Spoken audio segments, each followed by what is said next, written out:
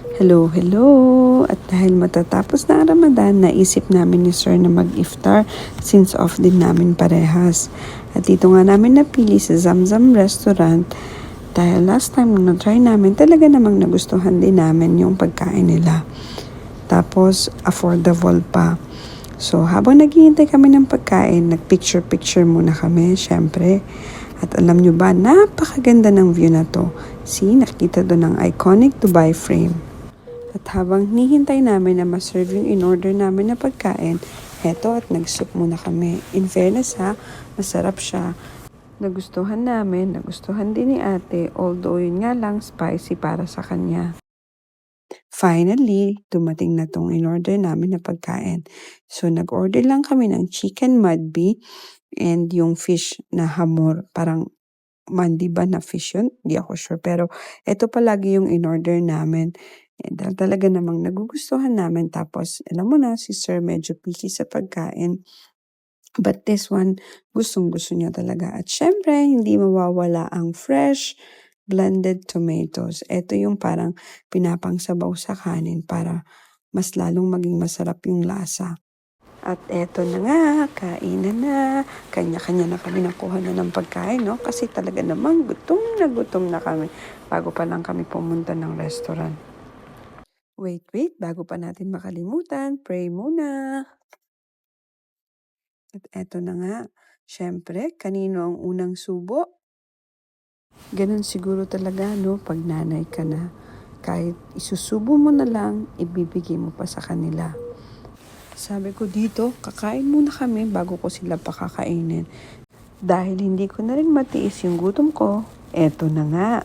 Kumain na lang kami ng sabay-sabay. At the same time, sinusubuan ko na lang si Utoy kasi si ate naman, in fairness, kaya niya na kumain mag-isa.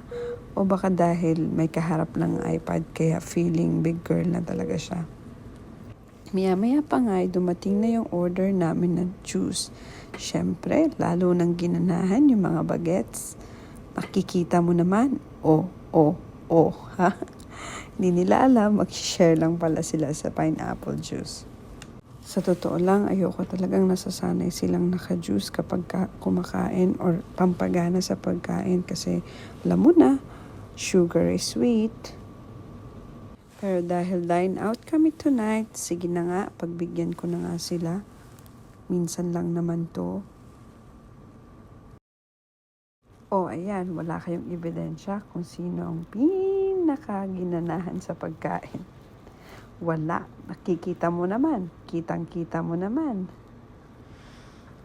Siyempre, etong batang to, ang pinaka nag-enjoy sa lahat.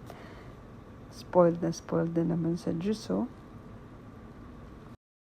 At eto na nga yung sinasabi ko, nakakain muna kami bago ko sila pakainin. Ang ending, hanggang sa huli, ako pa rin yung kumakain. Ako pa rin yung hindi nabusog.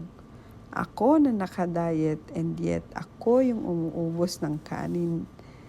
At eto pa nga, ang pinakahihintay after ng masarap na hapunan, ang masarap na lukaimat. At alam nyo ba na libre lang to na sineserve nila basta mag-order ka sa kanila. Otherwise, you have to pay 10 dirhams para sa isang serving na ganito. Opo, libre lang po kapag nag-order ka ng ibang pagkain and then isi-serve nila yan sa huli with the green tea ba yun na may parang tea na may mint leaves. In fairness, masarap. Na-enjoy talaga namin itong lukaimat na to, lalo na bagong-bagong luto pa siya. Tapos sabi ko kay kuya, ano kasi yung syrup na nilalagay doon? Kasi sa iba, maraming options. But yet, we stick to the original, which is date syrup pala talaga yon. Dati kasi, akala ko honey yun. May time pa nga na nag-order kami sa labas and honey yung pinilagay ko. Pero hindi pala. Perfect match pala talaga siya when it is mixed with date syrup. So, ayun nga, dahil masarap siya at unlimited siya, naparequest pa ulit kami kay kuya if we can have one more serving. Kasi talaga namang hindi namin ma-resist ang sarap. Opo, at dahil unlimited siya, Hindi rin kami natiis ni Kuya, binigyan niya pa kami ng isa pang serving. So ano pang hinihintay nyo? Try nyo na din tong na-experience namin. Bye-bye!